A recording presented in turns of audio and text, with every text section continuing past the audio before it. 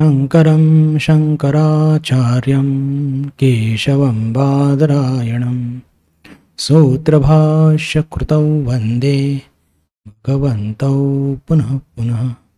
श्रुतिस्मृतिपुराणानाम् आलयं करुणालयं नमस्तु भगवत्पादं तं शङ्करं लोकशङ्करं शङ्करं लोकशङ्करम्। भारतीय तत्वज्ञानाचा असा एक प्रखर सूर्य जो न भूतो न भविष्यति असा या वैशाख शुक्ल द्वितीयाच्या दिवशी जन्माला आलेला आणि विशेष करून आपले स्वामीजी त्यांचं कौतुक करून सांगतात की फक्त आपल्या बुद्धी कौशल्याच्या आधारावरती आणि अर्थातच आध्यात्मिक अनुभूती सुद्धा, कारण की अवतार होते,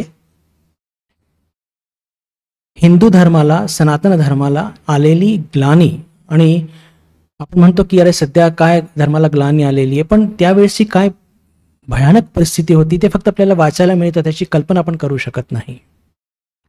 तर असा एक भारतीय तत्वज्ञानाचा प्रखर सूर्य हा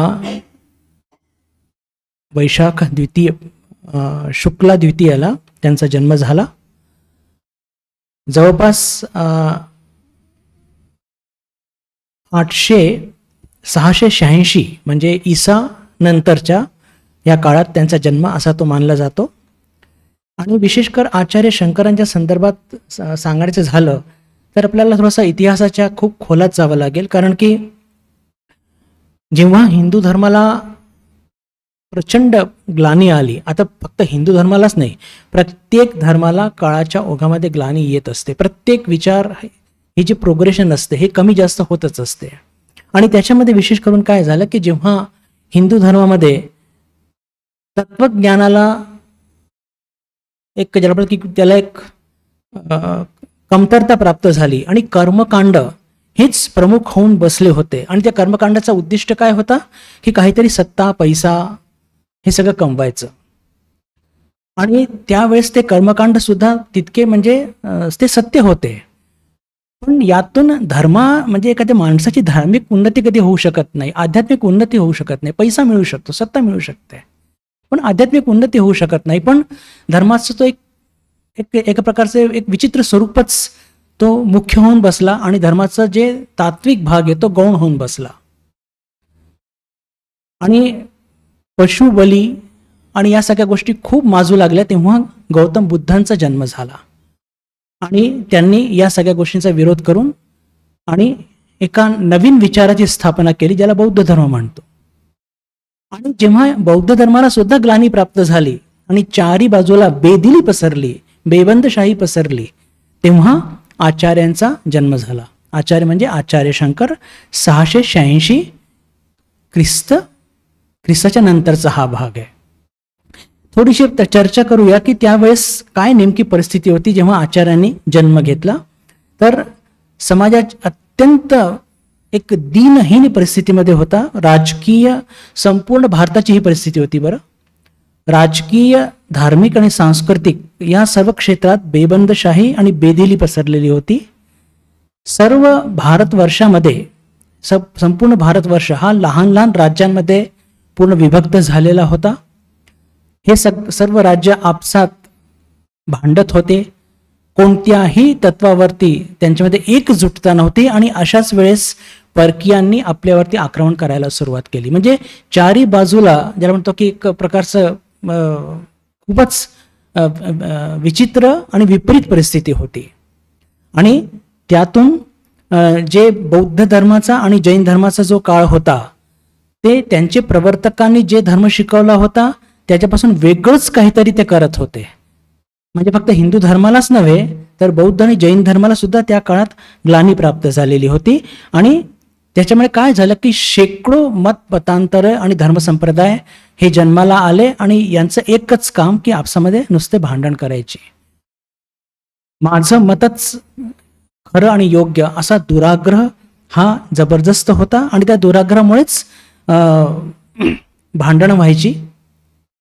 एवढंच नव्हे तर सगळ्यात मोठी गोष्ट जी हिंदू धर्माला ग्लानी प्राप्त झाली होती आचार्यांच्या जन्माच्या आधी, की आपण हिंदू लोक वेदांना आपले सगळ्या गोष्टीचं प्रमाण मानतो, की जे काही वेदात दिलं असेल, श्रुती ज्याला म्हणतो, ते सत्य आणि ते जसं म्हटलं तसं आपण मान्य करूया. पण त्या वेद प्रामाण्याबद्दल सुद्धा शंका उपस्थित होऊ लागली होती. इतकी विकट परिस्थिती, वेदांबद्दल सुद्धा अनास्था ही प्रस्फुटित होऊ लागली होती. अशा एका काळामध्ये आचार्यांचा जन्म झाला. या पार्श्वभूमीवरती बंधू भगिनींनो, आता आपण आचार्यांच्या त्यांच्या जीवनाच्या संदर्भात थोडंसं काही तथ्य जाणून घेऊया आणि ते अत्यंत ज्याला म्हणतो की विलोभनीय आहे. नेहमीच अवतारांच्या संदर्भात ऐकणं आणि चर्चा करणं हे खूप आनंददायी असतं. का? कारण की सामान्य जीवनामध्ये आपण बघतो बंधू भगिनींनो की 2 + 2 4 असतात. पण हे जे अवतार असतात, मग ते भगवान शंकर असो की भगवान श्रीरामकृष्ण असो किंवा अजून कोणी असो, त्यांच्या जीवनामध्ये काही गोष्टी इतक्या विलक्षण आपल्याला दिसून पडतात, त्याच्यावरती विश्वास करायचा की नाही करायचा हे मी एक प्रत्येक भक्तांच्या त्यांच्या व्यक्तिगत निर्णयावरती सोडतो. पण जिथे पण श्रद्धा असते ना, तेव्हा लक्षात येते की नाही, असं घडलंय म्हणजे काहीतरी त्यात तथ्य आहे. आणि अर्थातच मी ही गोष्ट प्रत्येक भक्ताच्या व्यक्तिगत निर्णयावरती सोडतो. आचार्यांचा जन्म केरळमध्ये कालडी नावाचं एक छोटंसं गाव अजूनही आहे, पूर्णा नदीच्या काठी. अतिशय छोटं टुमदार हिरवंगार. तिथे एक शिवगुरू आणि त्यांच्या आईचं नाव होतं आर्यंबा किंवा वशिष्ठा देवी असं सुद्धा त्यांचं नाव आपल्याला वाचण्यात मिळतं. हे अत्यंत धर्मनिष्ठ असे हे जोडपं, आणि पण यांना म्हणजे युवा अवस्थेमध्ये त्यांना काही मूलबाळ होत नाही. आणि अत्यंत प्रौढ अवस्थेमध्ये पोहोचल्यानंतर म्हणजे बिलकुल म्हातारपण येऊन ठेपलंय, अशा वेळेस आचार्यांचा हा जन्म होतो. अशी एक विचित्रच गोष्ट आपल्याला ही बघायला मिळते. आणि त्यातून हे जे शिवगुरू आणि आर्यंबा होत्या, ह्या नंबूदरी या समाजाच्या होत्या. याचा शब्दाचा अर्थ आहे मलयाळी भाषेमध्ये नंब. नंब म्हणजे की ज्यांचा विश्वास, आणि नंबूदरी, दरी म्हणजे पूर्णपणे ज्याचा ईश्वरावरती संपूर्ण विश्वास आहे, असं ते कुटुंब, म्हणून ते नंबूदरी. अजूनही तो समाज तिथे आहे. त्या समाजात आचार्यांचा जन्म झालेला. जन्म झाला त्याच्या काहीच काळानंतर आचार्यांच्या वडिलांचं निधन झालं. आता प्रौढ अवस्था त्यांची होतीच, पण अत्यंत ते ज्याला म्हणतो की शिवभक्त होते. आणि अजूनही आपण बघतो, जर कालडी हे गाव पूर्णा नदीच्या काठीला आहे आणि तिथे एक छोटीशी एक डोंगर आहे, छोटंसं, फार मोठं नाही, पर्वती पण म्हणू शकतो. आणि त्या पर्वतीवरती एक सुंदर शिव मंदिर आहे. असं म्हणतात की आर्यंब्यानं शेवटच्या काळी तिथे जाऊन शिवाला खूप त्यांनी तपस्या केली होती आणि त्याचे फळस्वरूपच आचार्यांचा जन्म झाला होता. असो, तर त्याच्यानंतर आता वडिलांचं निधन झालं आणि आईनीच, विधवा आईनी आचार्यांचं पालन पोषण आरंभ केलं. आता आपण बघतो साधारणपणे बंधू भगिनींनो की मुलगा वर्षभराचा झाल्यानंतर तो बोलायला लागतो वगैरे वगैरे. पण आचार्यांच्या जीवनामध्ये आपण बघतो की एक वर्ष होता न होता, दुसरं वर्ष लागता न लागता त्यांनी आपली मातृभाषा मलयाळी हे ते बोलू लागले. दुसऱ्या वर्षात ते लिहू सुद्धा लागले. तिसऱ्या वर्षामध्ये त्यांनी काव्य, पुराण आदी सगळ्या कथा हे त्यांना मुखोद्गत होत्या, एक पाठी ते होते. चौथ्या वर्षी जे असताना एक फार सुंदर घटना अशी घडली की ते संस्कृतमध्ये सुद्धा निष्णात होते आणि त्यांनी सौंदर्य लहरी नावाच्या स्तोत्राची रचना केली. आणि त्या रचनेच्या प्रभावामुळे किंवा त्यांच्या त्या भक्तीमुळे साक्षात त्रिपुरा सुंदरींनी त्यांना दर्शन दिलं. आणि त्या जे साक्षात दर्शन घडलं, त्या दर्शनामध्ये त्या 4 वर्षाच्या लहान मुलांनी त्रिपुरा सुंदरीला दुधाचा नैवेद्य दाखवला आणि तो आईनी ग्रहण सुद्धा केला अशी आख्यायिका आहे.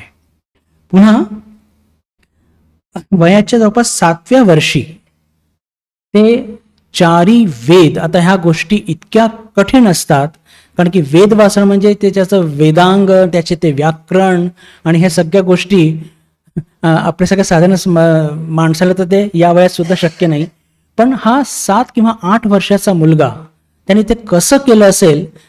आपल्याला फक्त एकच दुवा सापडतो बंधू भगिनींनो, की ज्यांना आपल्या जीवनामध्ये धर्मस्थापन करायचं आहे त्यांच्या जीवनामध्ये अशा अचाट गोष्टी की जी साधारण मनुष्य करू शकत नाही अशा बघायला मिळतात. ठाकूरांच्या जीवनामध्ये सुद्धा आणि माताजींच्या जीवनामध्ये सुद्धा आपल्याला बघायला मिळतात. विशेष करून त्यांचे जन्म जे झालेत हे अत्यंत ज्याला म्हणतो की दिव्य स्वरूपाचे झालेले होते. तर वयाच्या 7व्या वर्षी 4 वेद, वेदांग, दर्शन, पुराणे, इतिहास, काव्य हे सगळं त्यांनी मुखोद्गत केले. आणि तेव्हा एक घटना अशी घडली की केरळचे राजा होते तेव्हा राजशेखर. आता पहा बंधू भगिनींनो की हे जे अवतार असतात, जे धर्मस्थापने करता आलेले असतात, यांच्यामध्ये वैराग्य वृत्ती ही बिलकुल जन्मापासूनच असते, अंतर्निहित ज्याला म्हणतो. आपल्या सर्वांना वैराग्य प्राप्त करण्याकरता प्रयत्न करावा लागतो. विवेक जागृत करा, मनसंयम करा, इंद्रिय संयम करा. आपण हे सगळं वाचलेलं आहे. म्हणजे आपण प्रयत्नपूर्वक वैराग्य प्राप्त करतो. पण आचार्य जे असतात त्यांना ह्या सगळ्या गोष्टी इतक्या नैसर्गिकरित्या त्या प्राप्त असतात. आणि जे सांगत होतो की 8व्या वर्षी जेव्हा त्यांना त्यांची इतकी सुकीर्ती सगळ्या केरळमध्ये पसरू लागली तेव्हा तिथले तत्कालीन राजा राजशेखर त्यांनी त्यांना परिसंवाद करता बोलावलं.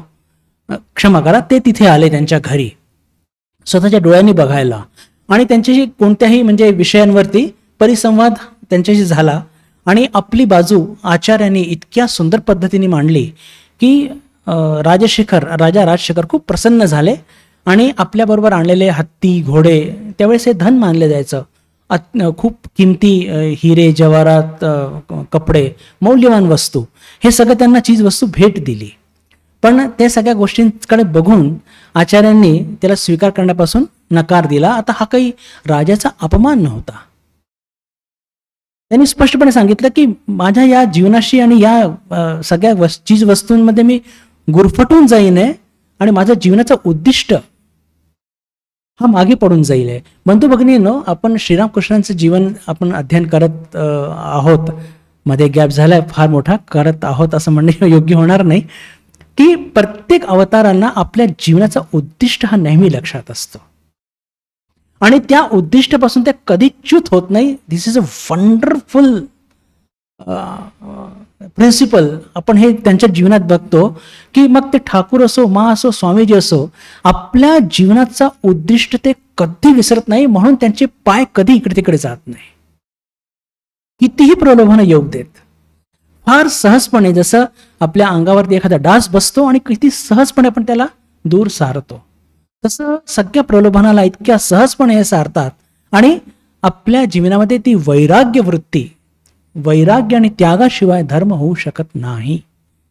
आणि राजशेखरांच्या त्या प्रस्तावाला ते सहजपणे म्हणजे सन्मानपूर्वक ते नकार देतात. आणि प्रत्येक आचार्य, प्रत्येक अवतार त्यांच्या मध्ये एक नैसर्गिक सहृदयता लहानपणापासून असते. ठाकुरांमध्ये पण बघितली आपण, माताजींमध्ये सुद्धा बघितलेली आहे. आणि आचार्यांमध्ये जर बघायला गेलं तर जेव्हा आचार्य कालडीला राहत असताना म्हणजे तिथेच त्यांचे एक शिक्षा गुरु होते, त्यांच्या घरी राहून ते शिक्षा ग्रहण करत होते. तर शिक्षा ग्रहण करत असताना नियम होता की भिक्षा करून जगायचा. तर ते एकदा भिक्षा मागायला एका घरी गेले. ब्राह्मणाचे ते कुटुंब आणि घरामध्ये म्हणजे ते कुटुंब फक्त विद्या अध्ययनामध्ये इतकं गर्क होतं की घरामध्ये जगाचं सगळं दारिद्र्य जणू काही त्या घरात होतं. आणि आता हा कुमार वयाचा 8 वर्षाचा आचार्य शंकर जेव्हा पोहोचतात आणि ओम भवती भिक्षाम देही म्हणतात तर घरामध्ये काहीच नाही. पुरुषांना साधारणपणे काही फार वाटत नाही या गोष्टीचं, पण घरामध्ये लक्ष्मी स्त्री त्यांना फार वाईट वाटतं की अरे एक कुमार आलेला आहे आणि भिक्षाची याचना करताना घरात काहीच नाही. त्यांना अत्यंत त्यांचं मातृहृदय ना, खूप वाईट वाटतं. पण ते घरात बघतात की एक आवळा आहे, तर काहीतरी ते द्यायला पाहिजे. बटूक आलेला आहे, तर ते आवळाच त्यांना ते भिक्षेत देतात. आणि आचार्याच्या लक्षात येतं की या कुटुंबामध्ये खूपच उपासमारी सुरू आहे. तर तिथल्या तिथे ते महालक्ष्मी स्तोत्राची रचना करतात आणि त्या स्तोत्राने साक्षात महालक्ष्मी प्रसन्न होते आणि त्या घराच्या त्या अंगणामध्ये सोन्याच्या आवळ्याची वृष्टी होते. आता ह्या सगळ्या गोष्टींवरती आपण किती विश्वास ठेवावा हे मी तुमच्यावरती सोडतो. पण मला तरी वाटतं की ज्या आचार्याने, किंवा फक्त आचार्य शंकरच नव्हे, भगवान श्रीरामकृष्ण, माताजी, स्वामीजी, ख्रिस्त, बुद्ध यांच्या जीवनामध्ये ज्या आपल्याला काहीतरी अपूर्व काहीतरी दिसून पडतं हे त्यांना सहज शक्य असतं. कसं आहे की आपली अल्पबुद्धी फक्त तर्कानेच चालत असते. तिला 2+2=4 याच्या पलीकडे काही होऊ शकतं, त्याची ती झेपच नसल्यामुळे ते आपल्याला पटणं जरा शक्य नसतं. असो, तर ही घटना मुद्दाम तुमच्यापुढे मांडण्याचं उद्दिष्ट एवढाच बंधू भगिनींनो, की ही जी एक सहृदयता, सद्भावना, दयेचा भाव, ह्या सगळ्या गोष्टी या सगळ्या महापुरुषांमध्ये बिलकुल ज्याला म्हणतो की फार सहजपणे उपलब्ध असतो. आता 8 वर्षाचे झाल्यानंतर आचार्यांच्या मनामध्ये त्यांना आपल्या जीवनाचं उद्दिष्ट हा पूर्णपणे माहीत होता. आणि दुसरी गोष्ट अशा या सगळ्या अवतारांमध्ये असतं की त्यांचा आत्मविश्वास फार दांडगा असतो. आता पुन्हा आत्मविश्वास म्हटल्यानंतर आपल्याकडे सुद्धा मुलामुलींमध्ये आपण बघतो की आत्मविश्वास असतो, पण साधारण लौकिक गोष्टींवरती विश्वास असणं, आत्मविश्वास असणं फार वेगळं. आणि हे जग मिथ्या आहे, हे जग मिथ्या आहे आणि हे याच्यावरती पूर्णपणे विश्वास असून जीवन जगणं हे फार वेगळं असतं. आणि म्हणून त्यांच्या जीवनामध्ये आलेले जितके पण आव्हानं असतात ते सहजपणे पेलतात. आणि आपल्या जीवनामध्ये बघतो की एखादा मुलगा किती कॉन्फिडंट आहे आणि त्याला एक टिचकी लागते आणि तो सुसाईड करतो. का? हा फरक असतो आत्मविश्वासामध्ये, की त्यांचा जो आत्मविश्वास असतो तो असतो या जगतेच्या मिथ्यत्वावरती असतो आणि आत्मतत्वावरती किंवा ईश्वरावरती विश्वास असतो आणि तो जबरदस्त असतो. तर आता या संपूर्ण भारतामध्ये ही जी बेबंदशाही पसरलेली आहे, बेदिली पसरलेली आहे आणि सगळ्यात दूर याला संपूर्ण भारताला एका सूत्रात ओवलं पाहिजे. आता पहा बंधू भगिनींनो, थोडंसं स्वामीजींकडे जाऊया आपण. स्वामीजींकडे जाऊया. स्वामीजी सुद्धा म्हणतात, म्हणजे एकच गोष्ट आचार्यांनी पण सांगितली, स्वामीजी पण सांगितली आहे, पण आपण उलट जाऊया, स्वामीजींकडून आचार्यांकडे जाऊया, कारण की आपले इष्ट स्वामीजी आहेत.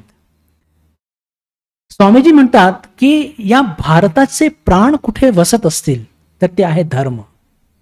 या भारतामध्ये कोणताही बदल आणायचा असेल, काहीही आणायचं असेल, तर त्या भारताच्या धर्माला थोडंसं हलवलं तर संपूर्ण भारत हलतो.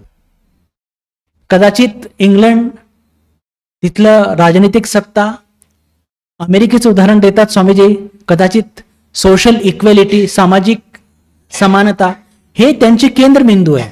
पण भारताचा केंद्रबिंदू किंवा भारताचे प्राण कुठे वसत आहेत तर ते धर्म. आणि 8 वर्षाचा हा मुलगा केरळमध्ये त्याच्या मनात काय विचार येऊन राहिले की या भारतामध्ये इतकी जी बेबंदशाही, बेदिली पसरलेली आहे, इतकी हा विखरून गेलेला आहे, आपले सनातन धर्माला विसरून गेलेला आहे, तर याला एक सूत्रात बांधण्याकरता काय तर फक्त धर्म आणि तोही अद्वैत वेदांत हेच संपूर्ण भारताला एका सूत्रात बांधू शकतं. हा विचार त्यांच्या मनात येतो आणि ते विचार करतात. पण धर्मस्थापनेकरता वैराग्य वृत्ती बाळगून, त्यागाची पताका घेऊन तरच हे कार्य होऊ शकतं. पण आता 8 वर्षाचा मुलगा हा सगळा विचार करतोय. 8 वर्षाचा मुलगा हा सगळा विचार करतोय की भारताला एक करायचं आणि तेही फक्त धर्माच्या आधारावरतीच तो एक होऊ शकतो, असं विचार ते करतात. आणि आता संन्यास घ्यायचा म्हणजे मोठी अडचण. घरामध्ये आई आहे, तिचं वय झालेलं आहे, वडील नाही आहे, पण हिंमत करून ते आईला विचारतात.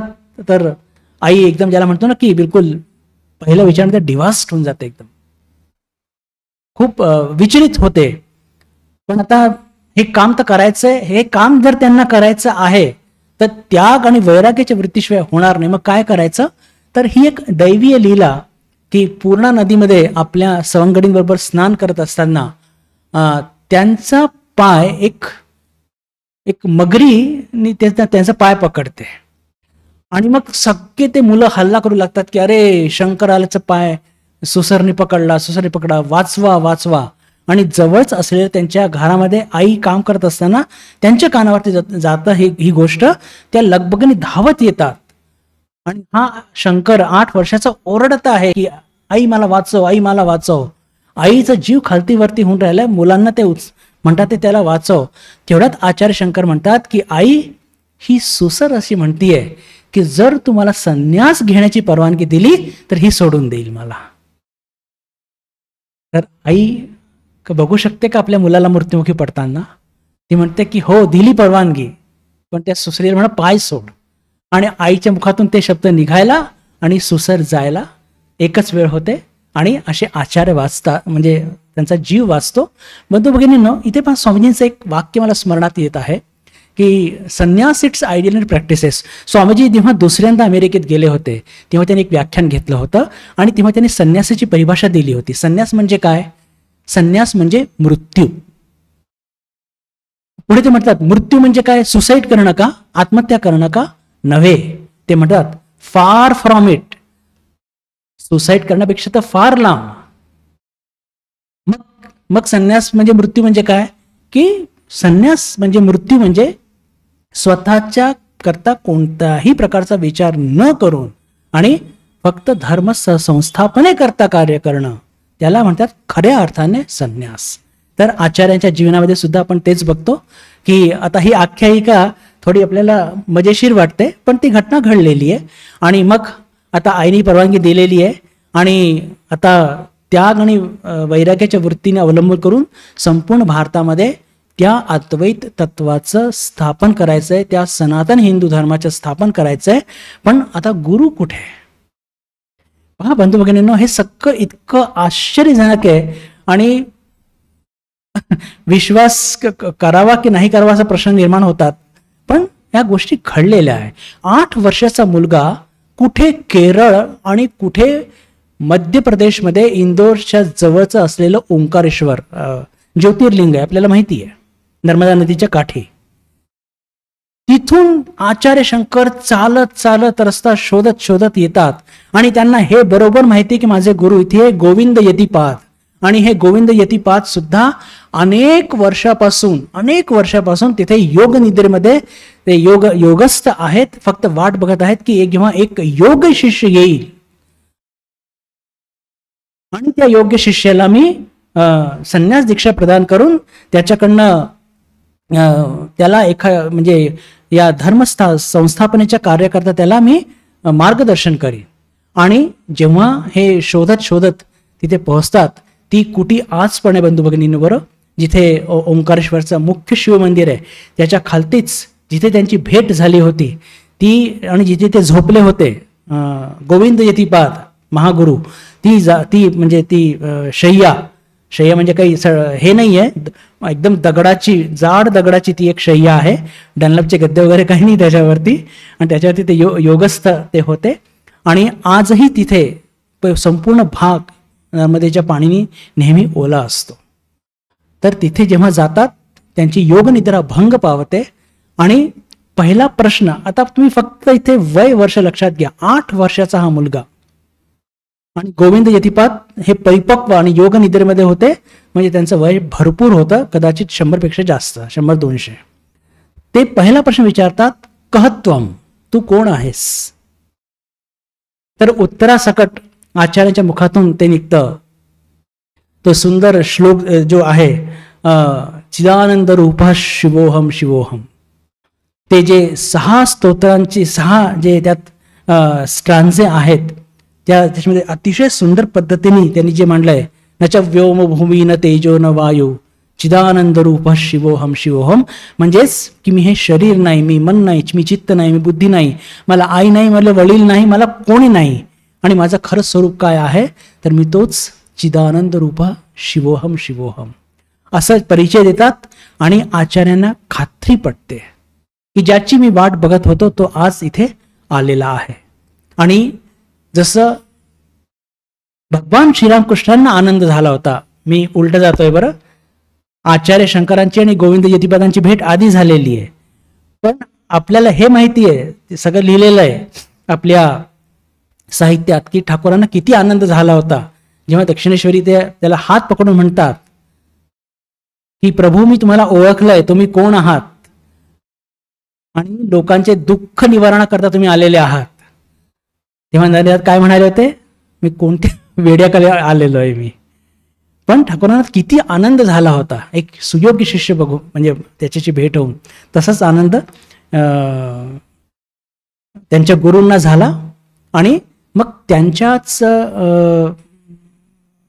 म्हणजे त्यांच्याच मार्गदर्शनाखाली सगळ्यात आधी ते हठयोग शिकले, मग राजयोग शिकले. पहा, तसं बघितलं तर हठयोग हा शरीराचं शास्त्र आहे, पण हे शरीराचं शास्त्र काही उपयोगाचं नाही हे त्यांना अनुभवात आणण्याकरता गोविंद यतीपादांनी त्यांना हठयोग शिकवलं, मग राजयोग शिकवलं, ज्ञानयोग शिकवलं. त्याच्यानंतर त्यांनी ब्रह्मसूत्र, गीता आणि उपनिषद यांच्यावरती भाष्य लिहिलं, म्हणजे अद्वैत तत्वज्ञानाला घेऊन. कारण की याच्या माध्यमातूनच ते हिंदू धर्माला प्रस्थापित, म्हणजे ज्याला म्हणतो ना की हिंदू धर्माचा सगळ्यात मोठी गोष्ट तीन पदं असतात बंधू भगिनींनो, एक लक्षात ठेवा. सगळ्यात पहिलं म्हणजे की पूजा अर्चना, त्याचा पुढचा टप्पा म्हणजे पुराण आदी ह्या सगळ्या कहाण्या. आणि जेव्हा इथे सुद्धा मनुष्याचं मन रमत नाही किंवा त्याला उन्नती पाहिजे असते, तर त्याच्यावरचं म्हणजे तत्वज्ञान. तत्वज्ञान म्हणजे एक हायेस्ट गोष्ट असते, सगळ्यात पहिली गोष्ट असते, म्हणजे एक साधारण ज्याला म्हणतो की पूजा अर्चना या माध्यमातून मन ईश्वराकडे वळवणे. जेव्हा मानव मनाची उन्नती होते तर मग त्याला काहीतरी थोडे तत्व पाहिजे असतात, पण तत्व ग्रहण करण्याची जेव्हा ताकद नसते, मनाची तेवढी तयारी नसते, तर मग कहाणीच्या रूपामध्ये ते तत्व आपल्याला मिळतात. आणि कहाणीमध्ये सुद्धा जेव्हा त्या साधकाचं मन रमत नाही, त्याची उन्नती होते, तेव्हा तो वरती जातो आणि त्याला तत्वज्ञान प्राप्त होत असतं. हे टप्पे असतात. तर हे तत्वज्ञानाच्या माध्यमातूनच आचार्य हे त्यांनी संपूर्ण भारतामध्ये अद्वैत तत्व हे त्यांनी स्थापित केलं आणि संपूर्ण भारतामध्ये ते ठिकठिकाणी फिरले आणि विभिन्न मतांचं खंडन करून, विशेष करून म्हणून स्वामीजी त्यांचं इतकं कौतुक करतात का, त्यांनी जो शब्द वापरला की आपल्या बौद्धिक कौशल्याच्या आधारावरती त्यांनी तसं केलं का. कारण की जेव्हा वाद होतात तेव्हा तुम्हाला बौद्धिक दृष्टीनेच प्रत्येक गोष्टीचे उत्तर द्यावे लागतात आणि जिथे आवश्यक आहे तिथे अनुभूतीच्या आधारे तसं करावं लागतं. पण आचार्यांनी त्यांच्या जीवनात सगळ्यात जास्त करून बौद्धिक काट्य म्हणजे अकाट्य असे तर्क देऊनच हिंदू धर्माची स्थापना केली. त्यांच्या जीवनामधले 2 गोष्टी छोटी आपण अतिशय महत्त्वपूर्ण आणि त्या फार सांगावशे मला वाटतात. मी दरवर्षी त्या दोन्ही घटनांचा उल्लेख करत असतो, याच्या आधी सुद्धा केलेला आहे आणि आज सुद्धा करणार आहे. आचार्यांनी पहा संपूर्ण भारतामध्ये हिंडून एक गोष्ट ज्याची मी इथे नोंद करून देऊ इच्छितो मुद्दामून, की जेव्हा आचार्यांनी घर सोडलं, आपली वृद्ध आई, तिला त्यांनी शब्द दिला होता की जेव्हा ते घर सोडून निघाले की तुझ्या अंतःकाळी, मग त्यांनी विचारलं की तू तर माझा चाललाय तर माझ्याकडे कोण बघणार.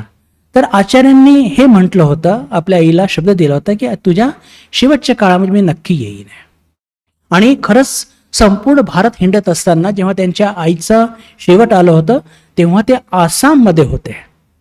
आता तुम्ही कल्पना करा, कुठे आसाम आणि कुठे केरळ, पण बरोबर त्या वेळेस आपल्या आईच्या शेवटच्या त्या काळामध्ये आईला एक आधार देण्याकरता ते तिथे पोहोचले होते.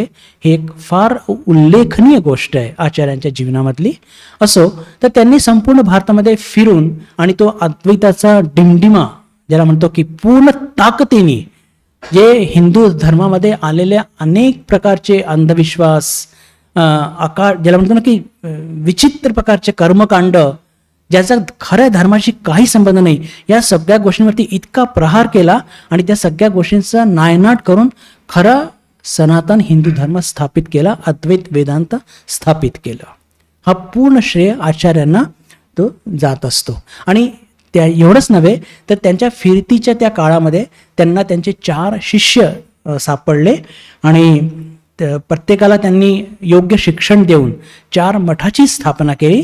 त्यांचं मी नाव वाचतो: पद्मपाद, हस्तानमलक, तोटकाचार्य आणि सुरेश्वराचार्य.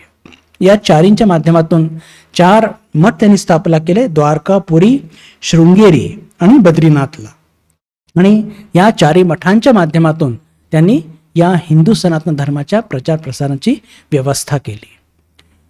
आता पहा, रामकृष्ण विवेकानंद भावधारा आणि आचार्य शंकर यांनी प्रस्थापित अद्वैत वेदांत हे एकदम एक, म्हणजे तसं बघितलं तर आपले आदिगुरु हे आचार्य शंकरच आहे, कारण की आपण सुद्धा अद्वैत वेदांतालाच पालन करत असतो. पण इथे काही गोष्टी फार मजेशीर आहे आणि त्याचा उल्लेख केला पाहिजे असं मला वाटतं. आणि ते म्हणजे की जेव्हा आचार्य शंकर आपल्या गुरूंकडून शिक्षा प्राप्त करून ओंकारेश्वरून काशीला येऊन विभिन्न पंडितांशी ते शास्त्रार्थ करत असताना आचार्य शंकरांचं एक मोठं वैशिष्ट्य होतं की ते शक्तीला मानत नव्हते. शक्तीला मानत नव्हते हे म्हटल्याबरोबर आपल्याला तोतापुरी लक्षात येतात. आणि इथे ठाकूरांचं वैशिष्ट्य मला जे सांगावंसं वाटतं की ठाकूर आपले असे होते की आपल्या गुरूंकडून त्यांनी शिक्षा प्राप्त केली, एवढंच नव्हे तर आपल्या गुरूंना सुद्धा त्यांनी शिक्षित केलं. हे वैशिष्ट्य फक्त ठाकूरांमध्येच आपल्याला बघायला मिळतं. तर हे जे शक्तीच्या संदर्भात मी आपल्याशी जेव्हा चर्चा करत आहे बंधू भगिनींनो, तर ती घटना अशी घडली होती की आचार्य शंकर हे फक्त निरपेक्ष ब्रह्म आहे आणि निरपेक्ष ब्रह्मच आहे, तिथे शक्तीला स्थान नाही, असं त्यांचं ठाम मत होतं. आणि आता खरं म्हणजे तर शक्तीशिवाय या जगाची सृष्टी होऊ शकत नाही. निरपेक्ष ब्रह्म, निष्क्रिय ब्रह्म जरी सर्वशक्तिमान जरी असला तरी तो त्याच्यामध्ये सृजनशक्ती नाहीये. शक्तीशिवाय या जगाची रचना होऊ शकत नाही आणि शक्तीशिवाय ब्रह्म काही करू शकत नाही.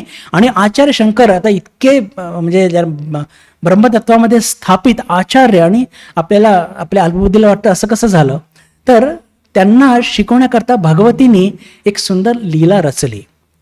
रोज सकाळी 3 वाजता उठून आचार्य शंकर आपल्या शिष्यांसह गंगेकाठी स्नानाला जायचे.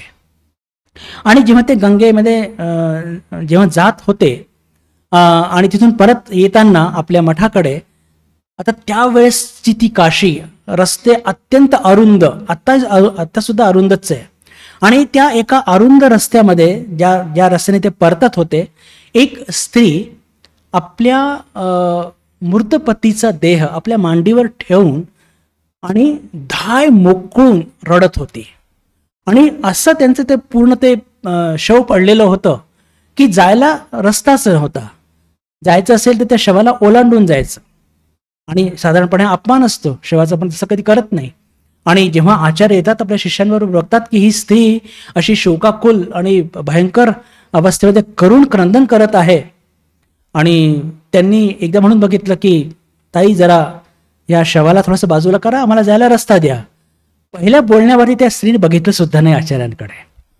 पण जेव्हा आचार्याने थोडी अजून हिंमत दाखवून पुढे गेले आणि पुन्हा त्यांना विनंती केली की या शवाला जरा थोडंसं बाजूला करा, आम्हाला जायला रस्ता द्या, तेव्हा ती स्त्री जी अत्यंत आक्रोश करत होती, अचानक तिच्या मुखातून निघतं की आचार्य तुम्ही तर निरपेक्ष ब्रह्माचे पुरस्कर्ते आहात, मग तुम्हीच त्या शवाला आदेश द्या ना, तुम्ही तर शक्ती मानत नाही. पहा, त्या शवामध्ये शक्ती नव्हती, बरोबर. म्हणजे पहा काय रचना केली भगवतीने की त्या शवामध्ये शक्ती नाही आणि शक्तीशिवाय ते शव शक्तीशिवाय ते शव आहे, त्यात चैतन्य नाही. तुम्ही शक्तीला मानत नाही ना, तुम्ही निरपेक्ष ब्रह्मचे पुरस्कर्ते आहात ना, मग तुम्ही आज्ञा द्या त्या शवाला, तो बाजूला होईल. पहिले तर आचार्यांना कळलंच नाही काय म्हणतात ते, पण जेव्हा ते भानावरती आले तेव्हा लक्षात आलं की अरे बापरे, खरंच केवढं मोठं तत्व या स्त्रीने सांगितलं. आणि जेव्हा ते भानावरती येतात त्या आणि पुढे सरसावून जाणार तेवढ्यात ती स्त्री कुठे गायब झाली, ते शव कुठे गायब झालं, भगवान जाणे. साक्षात भगवती त्यांना हा धडा शिकवण्याकरता आली होती की शक्तीशिवाय या जगाची रचना होऊ शकत नाही. आणि हीच गोष्ट आपण भगवान श्रीरामकृष्णांच्या जीवनात सुद्धा बघतो. भगवान श्रीरामकृष्णाचं शक्ती मानायचे. ठाकूर काय म्हणायचे की जेव्हा सर्प वेटोळे करून बसला असेल शांत, तेव्हा तो ब्रह्म आहे. पण जेव्हा तो तिर्यक गतीने चालतो तेव्हा ती शक्ती आहे. म्हणजेच काय की ब्रह्म आणि शक्ती हे अभेद. आणि जेव्हा तोतापुरी या तत्वाला, ते पण सुद्धा निरपेक्ष ब्रह्माचे पुरस्कर्ते होते बरं. आणि जेव्हा जे तोतापुरी कुठे 3 दिवसाच्या वरती राहत नव्हते, तब्बल 11 महिने दक्षिणेश्वरला राहिले. हा सगळा इतिहास आपण वाचलेला आहे आपल्या लीला प्रसंगाच्या वर्गामध्ये. आणि जेव्हा पश्चिम बंगालच्या तेव्हा तो पाणीमध्ये फार दोष होता आणि त्यांना खूप जबरदस्त पोटाचा त्रास झाला तोतापुरीजींना. म्हणजे तोतापुरीजींनी ती शक्ती कशी मानली, फक्त तुमच्याकडे मांडू इच्छितो की हे सगळं तुम्हाला माहितीच आहे, फक्त प्रसंग आलाय म्हणून सांगतोय की जेव्हा तोतापुरीजींनी पोटाचा त्रास खूप वाढला आणि त्यांना असं वाटावं लागलं की सारखं सारखं माझं मन माझ्या शरीरावर जात आहे, तर का नाही या शरीराला मी त्याग करून देऊ. आणि असा निश्चय करून जेव्हा ते गंगेमध्ये प्रवेश करतात, आता ती अफाट गंगा दिसतीये, इतकी अफाट, इतकी खोल, पण जसं जसं ते आपलं जीव द्यायला पुढे जातात आहे, पाणी गुडघ्याच्या वरती येतच नाहीये. जितके पुढे असं जाता जाता बिलकुल मध्यभागी पोहोचतात, तरी सुद्धा गुडघ्याच्या वरती पाणी नाही. म्हणजे पाणी दिसतंय पण गुडघ्याच्या वरती पाणीच नाही. मी जीव देऊ तरी कुठे देऊ. तेव्हा त्यांना लक्षात आलं की वा क्या माया आहे. आणि मग ते लागलीच परत येतात आणि पहिल्यांदा जाऊन त्या दक्षिणेश्वरच्या मंदिरामध्ये भवतारिणीला जाऊन साष्टांग प्रणाम करतात आणि ते मायेला मानतात की शक्ती आणि ब्रह्म अभेद. तर म्हणण्याचा अर्थ काय बंधुगिनो की पहा, या सगळ्या आचार्यांच्या जीवनामध्ये या सगळ्या घटना ज्या घडतात, या किती त्याच्यामध्ये एक तत्व दडलेलं असतं आणि किती सारख्या सुद्धा असतात. दुसरी घटना आचार्यांच्याच जीवनातली, की ते पण एक फार मोठा आणि जबरदस्त प्रसंग होता की आचार्य जरी ब्रह्मज्ञानात प्रतिष्ठित झाले होते, तरी कुठेतरी एक छोटी एक म्हणतो ना, एक कसर बाकी होती, छोटी, पण ती अतिशय महत्वपूर्ण होती आणि ती गेल्याशिवाय ते परफेक्शन येणार नाही. असेच सकाळी 3 वाजता स्नान करून परत येत असताना मठाच्या दिशेने ते बघतात की एक चांडाळ आपले 5-6 कुत्रे घेऊन, अगडबंब शरीर आणि कोणालाही न मोजता, कोणाचीही म्हणजे पर्वा न करता तो डील डोल तोसा येत आहे. आता आचार्याने आंघोळ केलेली आहे आणि मनामध्ये कुठेतरी एक भाव असतो ना की अरे कुठे स्पर्श करू नये वगैरे, असा त्यांचा तो भाव. आणि हा आगडबंब चांडाळ आणि त्यातून त्याचे कुत्रे, आता कुत्रे पितर शिवलं तर पुन्हा आंघोळ करावी लागेल, असा त्याचा तो भाव. पण हे अद्वैत तत्वामध्ये सगळ्या गोष्टींना काही स्थान नसतं. पण काय मजेशीर घटना की जेव्हा तो जसं जवळ येतात तेव्हा आचार्य म्हणतात अपसर अपसर, म्हणजे दूर हो, मला रस्ता दे. मा स्पर्श मला स्पर्श करू नकोस. तरी सुद्धा तो चांडाळ स्पर्श करतो आणि स्पर्श करून काय म्हणतो, वंडरफुल, काय स्टोरीज आहेत, इतक्या इन्स्पायरिंग आहे की बस रे बस. तो चांडाळ म्हणतो मी तुम्हाला कुठे स्पर्श केला. जर तुम्ही म्हणाल की माझ्या शरीराने तुमच्या शरीराला स्पर्श केलाय, तर हे तर मायाचंच राज्य आहे. माझं शरीर मिथ्या आहे, तुमचं शरीर मिथ्या आहे. आणि जर तुम्ही म्हणाल की तुमच्या आत्म्याने माझ्या आत्म्याला स्पर्श केलेला आहे, तर त्याच्यामध्ये अंतरच कुठे. एकच आत्मा सगळ्यात उपस्थित नाही का, याचेच तुम्ही पुरस्कार ते नाही आहात का. हे ऐकल्याबरोबर आचार्य शंकर थंड पाणी कोणी होतं आणि त्यांना लक्षात आल्याबरोबर त्या चांडाळाचे ते चरण स्पर्श करायला जातात.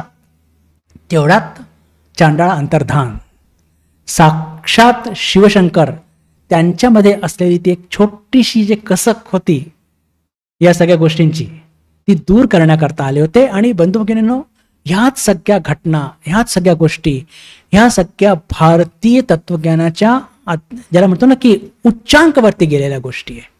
आणि ह्याच गोष्टी आपल्या भारतीय जीवनामध्ये आपल्याला हे प्रेरणादायी ठरतात आणि त्यातूनच आपल्या मनामध्ये असलेल्या, म्हणजे आपण या अध्यात्माची सुरुवात काही नियम घेऊन सुरू करतो, पण शेवटी हे नियम कशा करतात, नियमाच्या पलीकडे जाण्याकरता एक फार महत्वपूर्ण घटना, मी गंभीरानंदजी महाराजांच्या जीवनातला प्रसंग सांगण्याचा मोह मी टाळू शकत नाहीये. See how lofty is our principles. Ramakrishna संघामध्ये की ट्रेनिंग सेंटरमध्ये एका ब्रह्मचारी महाराजांनी विचारलं होतं गंभीरानंदजी महाराजांना की महाराज, आम्हाला या सगळ्या नियमाच्या पलीकडे जायचंय, आम्हाला अद्वैत तत्व गाठायचं आहे, हे सगळे नियम कशाला?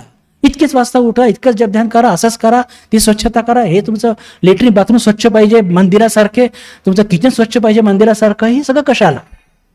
आपण जर अद्वैत तत्व ज्ञान प्राप्त करायला आलेलो आहोत ना.